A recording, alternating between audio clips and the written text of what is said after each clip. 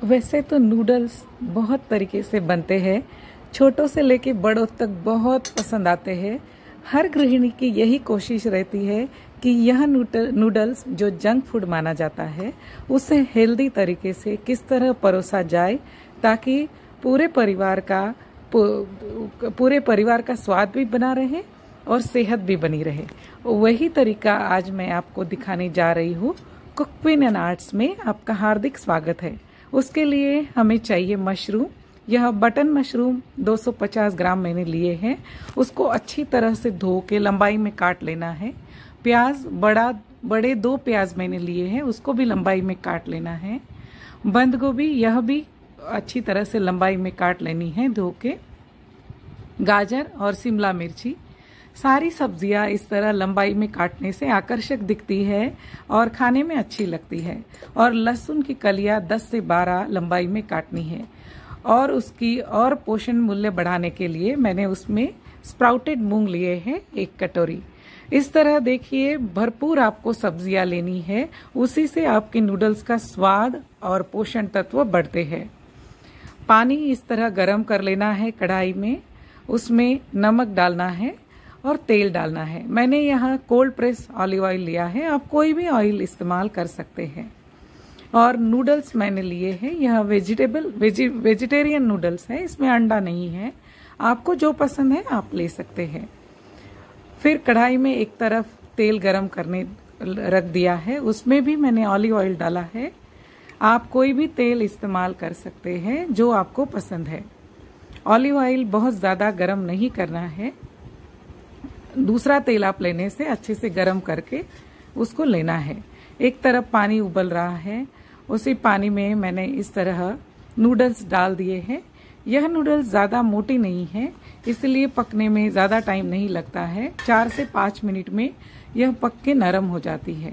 इस तरह पानी में नूडल्स आपको डालनी है और थोड़ी अलट पलटनी है कड़छी की सहायता से, ताकि वह पूरी तरह से खिल जाए और पानी में पूरी तरह से मिल जाए। इस तरह से मिलने के बाद, थोड़ी नरम होने के बाद, मैंने कैंची से उसके 2 टुकड़े कर लिए हैं। किसी किसी को पूरी लंबाई में पसंद है, आपको जैसे पसंद है आप रखिए।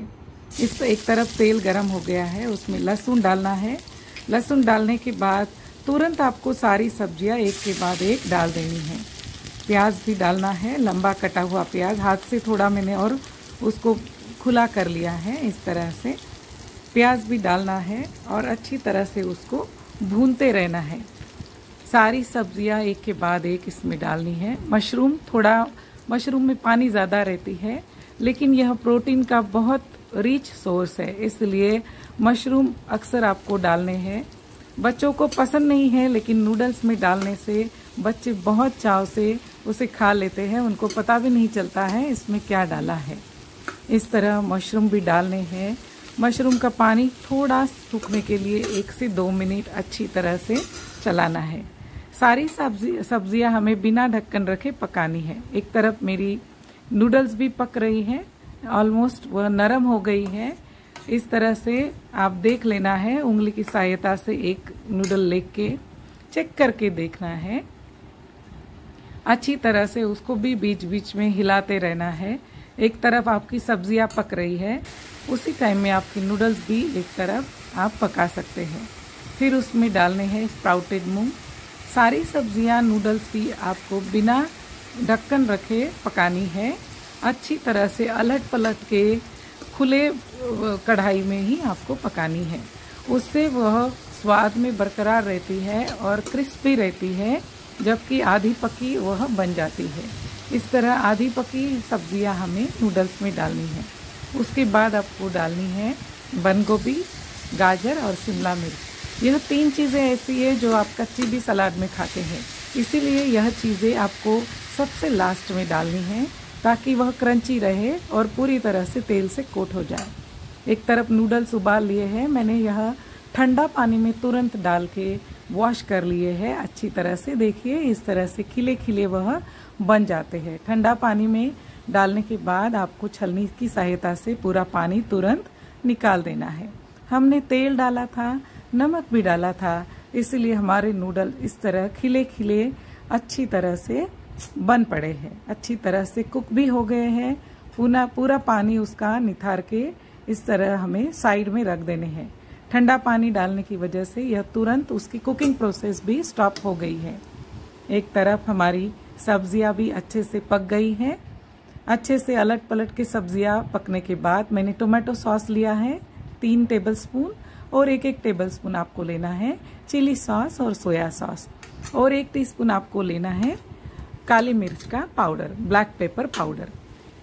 सब्जियां इस तरह से अच्छी तरह से पकने के बाद आपको उसमें पकी हुई जो नूडल्स है वह नूडल्स डालनी है।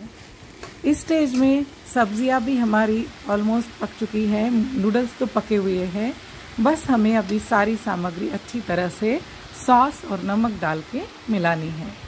इस तरह से सॉस सारे एक के बाद एक आपको डाल लेने हैं और अच्छी तरह से मिलाना है।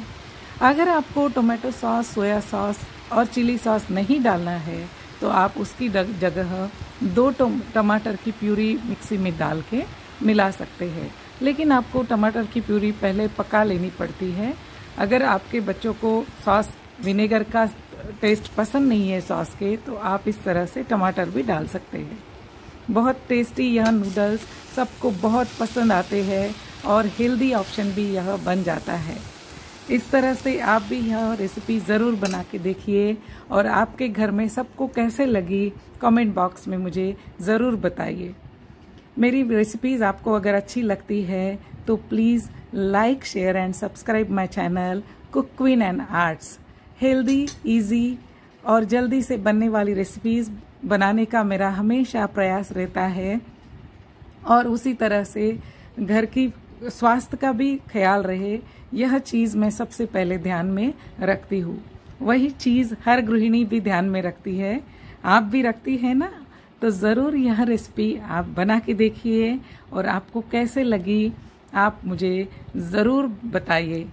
इसी तरह से आपका प्यार बरकरार रहे उसकी मैं उम्मीद करती हूँ। वीडियो देखने के लिए पुनश्च एक बार धन्यवाद।